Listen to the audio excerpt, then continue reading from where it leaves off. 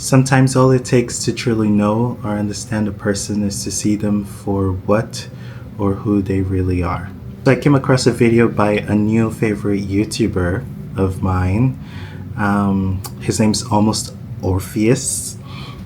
If you're curious, I will put his handle in the description of this video so you can check out his channel if you're interested.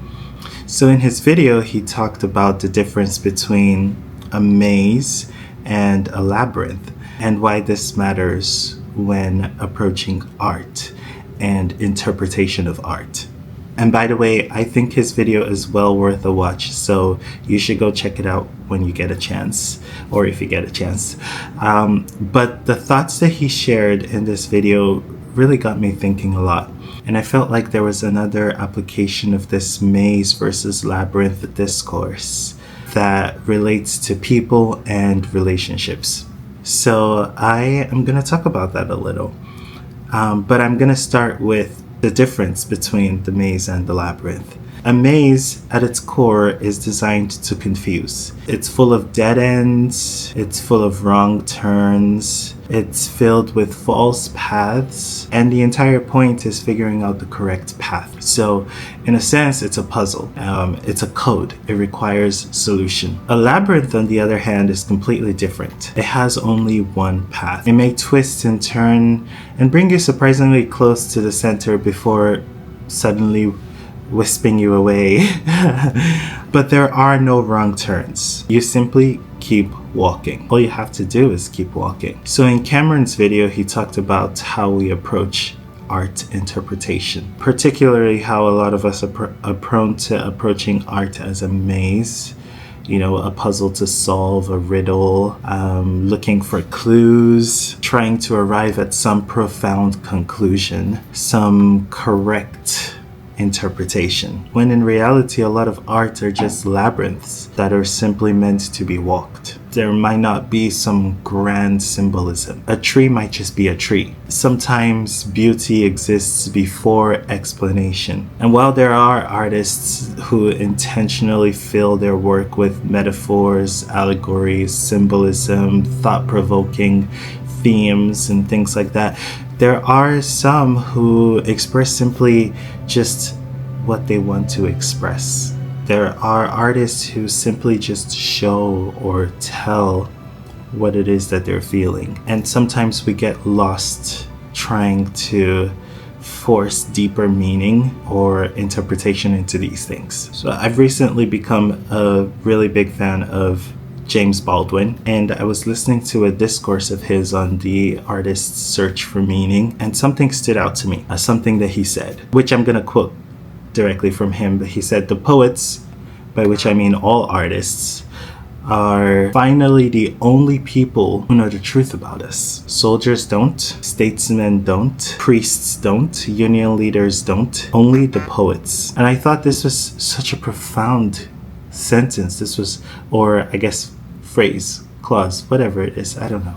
I thought it was profound. And the reason I thought so was because artists, or in this case poets or whatever, I don't know, the reason they're the ones who truly know about us, the truth about us, is because they're the ones who express the human experience raw and purely and openly, in all of its messiness and in all of its beauty. And for me personally, this is the most applicable when they very plainly just show or say what it is that they mean. I'm just talking about how I personally really like when there's rarely any hidden message, when everything is laid out barely and you receive it plainly and you feel it wholly. I think the simplicity is beautiful. And again, I don't mean this as an attack on the art of interpretation. And I call it the art of interpretation because it is an art. And I do think that interpretation is a beautiful thing, but it's not always necessary. Sometimes things are just plainly right before us, and all we have to do is just see it, just walk with it and see it. Now, of course, there's a whole lot more that can be said about this, application of the maze versus the labyrinth in art specifically, but I would like to extend this approach to our understanding of humans and relationships in all their complexity. I think we do this with people too. We treat them like mazes. We look for the real meaning behind what they say or what they do. We give them the benefit of the doubt that they never asked for, and we keep searching for a hidden path that explains what is plainly in front of us. So here's my paradoxical claim. I believe humans are exactly as simple as they are complex. Biologically speaking, complex. We still don't fully understand our own chemistry. Psychologically, also complex. All sorts of emotions and ways of expressing emotions and things like that. But simple in this way.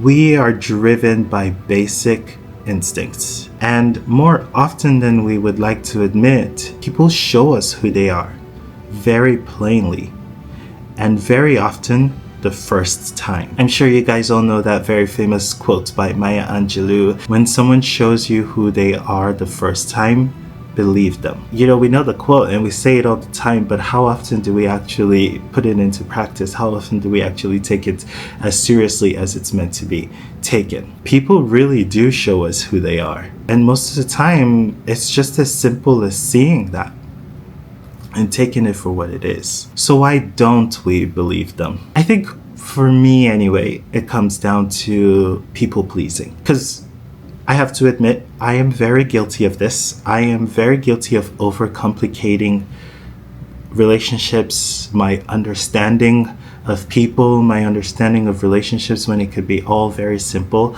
I am very guilty of trying to see more that there could be about a person and not just what they're showing me directly in front of me. I had a friend once, a long time ago, or someone who I thought was a friend anyway.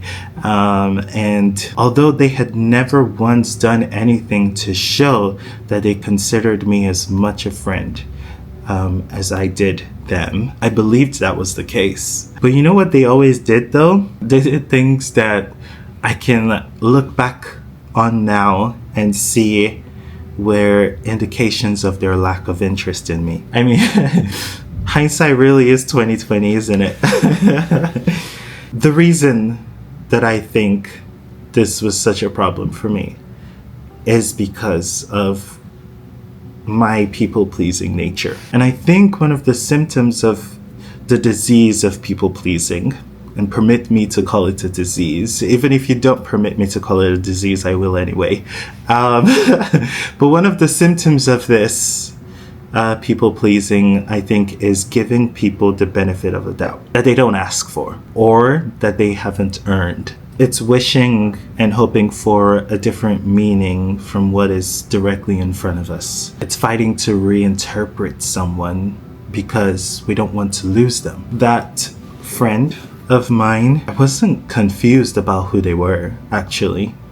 I just didn't want to see it because in a way it meant that I would be losing them. And I was afraid of that. So yes, it's true that humans are complex human beings and that we have complex emotions and that we're not always so straightforward.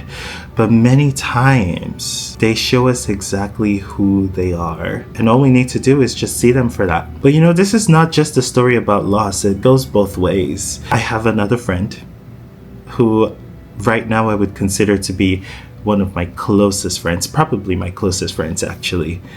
And 4 years ago, I never would have guessed that we would end up here where we are today. But she has always shown me exactly who she is consistently. And because I actually saw that, instead of over-analyzing, that friendship became what it is now. So it's the same principle, but a different outcome, of course. And I think that's the part that matters. This is not just about catching red flags. It's actually also about receiving the good instead of waiting for the other shoe to drop. So I started this video talking about the application of the maze versus the labyrinth in the world of art. So I think this might be a little strange, the sudden pivot into talking about relationships and seeing people for who they are. But this is the thought that came to mind as I was watching Cameron's video. I have this strange desire, this strange purpose to try and learn and understand as much as I can about the human experience. And I feel like this is one part of it that I have just unlocked, about how approaching people and approaching relationships can be so much simpler than we imagine. So I want to leave you guys with that. Some relationships are labyrinths. There's no hidden turns. There's no trick. There's no trying to figure some complex thing out. You just have to walk it. You just walk with that person and see who's actually there. Just walk the labyrinth and see who's by your side. And you might lose people doing that, but I think you'll be better off with the ones who stay.